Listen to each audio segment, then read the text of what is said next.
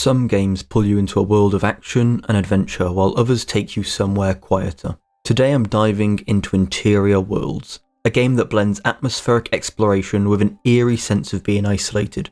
Whether you're here to relive its vibes, or you've never heard of it before, thank you greatly for taking the time out of your day to watch this review. Let's begin. At the heart of Interior Worlds is its photography mechanic. Through the game, you explore various surreal locations equipped with a camera to capture visual distortions or anomalies. However, while this mechanic is central to the experience, it leaves much to be desired in execution. The anomalies you photograph are neither particularly interesting nor rewarding.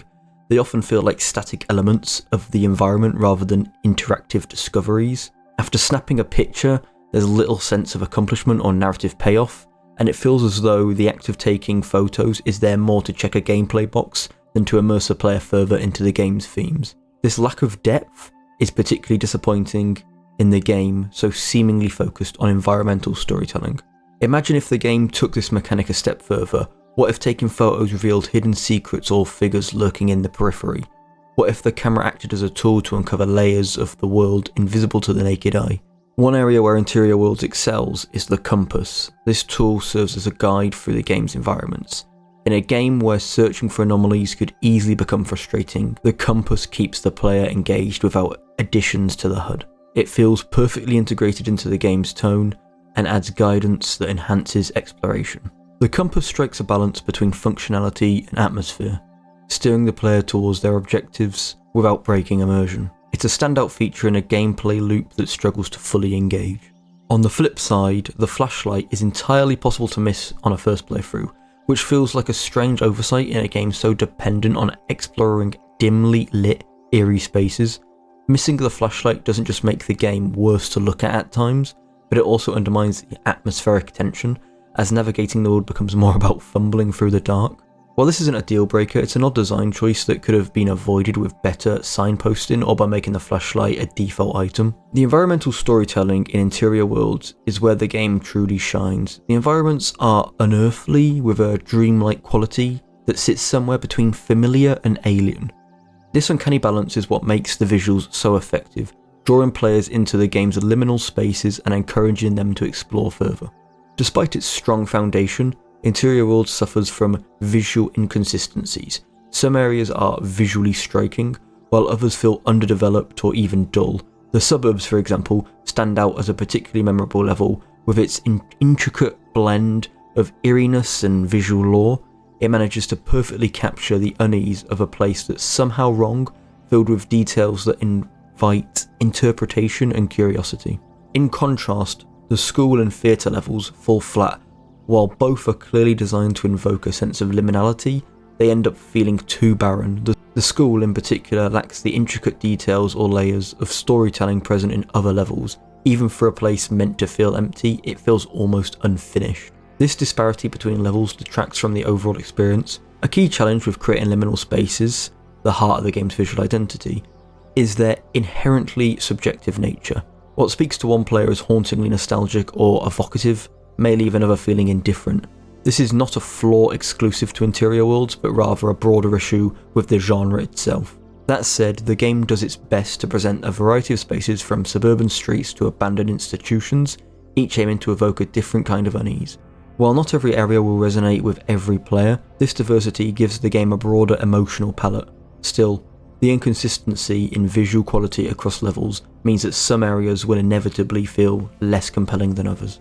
The ambient soundscapes in Interior Worlds are serviceable on their own. They provide the eerie, dreamlike backdrop you'd expect from a game built around liminal spaces. When evaluated in isolation, the ambient sound is fine as it does what it needs to do without standing out as exceptional or innovative. However, when compared to the striking unearthly visuals, the ambient audio falls noticeably short. It doesn't enhance the experience as much as it should. One of the most glaring issues with Interior Worlds sound design is its lack of variety. Beyond the ambient noise, there's very little else to hear. Environmental sounds, footsteps, creaking doors, the rustling of leaves, or even the subtle hum of a fluorescent light are either absent or so understated they are almost imperceptible. This lack of interactive or reactive sound makes the world feel less immersive, which is particularly noticeable in a game where the goal is to explore and absorb the environment. Imagine hearing a faint whisper in an empty hallway, the distant murmur of a television in the suburbs. Such details would add depth to the sound design, creating a richer and more engaging experience. Another issue lies in the inconsistent audio levels. The difference in gain between quieter ambient sounds and louder effects is too pronounced, making for a jarring listening experience. Smaller sounds are often too faint, while louder noises can feel unnecessarily harsh or overbearing. In a game where environmental storytelling is the key, the sound design should have played a pivotal role in enhancing the narrative. Before it is mentioned, I would like to point out that there are some rare exceptions, like some footsteps that can be heard in a hotel portion of the game. But my biggest issue is the lack of this, as there are very few examples of this throughout the short runtime of the game. One of the interesting aspects of Interior Worlds is that it doesn't try to escalate its creepiness over time. From the outset, the game establishes an unsettling, otherworldly atmosphere that remains constant throughout. This consistency ensures that the game doesn't fall into the trap of overusing predictable horror mechanics like jump scares. The absence of cheap shocks allows Interior Worlds to focus on its unique strengths, its visuals, environmental storytelling, and quiet sense of unease.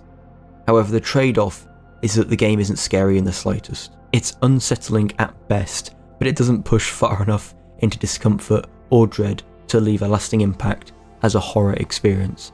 The scripted shadow figures that appear in the game are a rare attempt to introduce in a more direct sense of horror. They add a layer of intrigue without breaking the overall tone of the game. That said, their impact is limited. They don't evoke fear so much as curiosity. While it's good that Interior Worlds avoids jump scares entirely, their absence does limit the game's ability to evoke true fear, as the environments themselves aren't scary enough. Thus, I don't really class Interior Worlds as a horror game. One of the game's biggest missteps in its horror attempt is the inclusion of VHS tapes. These tapes, which seem to be intended as unsettling or cryptic elements, instead come off as utterly goofy. They add little to the atmosphere or the narrative and actively detract from whatever sense of horror the game attempts to build elsewhere. Rather than deepening the mystery or tension, the tapes feel like an afterthought, a disconnected mechanic that fails to integrate with the game's themes or tone. Now, Interior Worlds attempts to tell a story that is intentionally vague, inviting players to piece together meaning from the environments and subtle clues scattered throughout the game. However, in practice, the story lacks the depth and detail necessary to make this approach compelling. There simply aren't enough clues or narrative threads for the player to latch onto to form theories. The game feels like it wants to invite speculation, but without enough substance to support it. One of the most notable threads in Interior Worlds is the suggestion that aliens are at the centre of its story. Throughout the game, there are obvious references to extraterrestrial life. These elements are never developed in any way that feels interesting. The primary issue of Interior Worlds' story is its lack of connective tissue. For a narrative that relies on player interpretation, there needs to be a balance between ambiguity and clarity, enough detail to inspire theories, but enough mystery to keep them open-minded. In this game, the balance skews too far toward ambiguity, leaving players with little to work with. Interior Worlds does have one pretty cool Easter egg that offers a brief moment of surprise. However, the overall quantity is disappointingly low. For a game that encourages exploration, the lack of meaningful or plentiful secrets is a missed opportunity. Easter eggs can serve as both a reward for attentive players and a tool to expand on their game's narrative or themes. Now, although the vast majority of this retrospective review was about things I felt were negatively done, I do believe if the developer put more time into a game of the same ilk, that game could be very interesting to play. I also think the length of the game goes against it, as although not extremely expensive, the game should be longer or have many of my desired changes to warrant the price. But please let me know what you think in the comment section below.